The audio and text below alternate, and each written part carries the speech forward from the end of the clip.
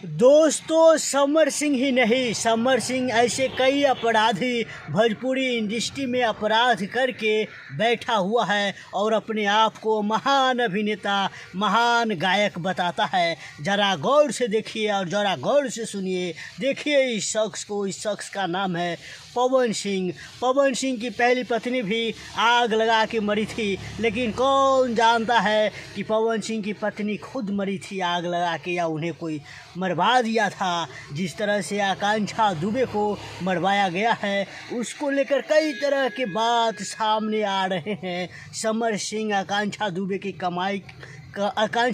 कमाई की ही पैसा लेकर ऐश मौज करता था और आखिरी कार में उसे मार भी दिया।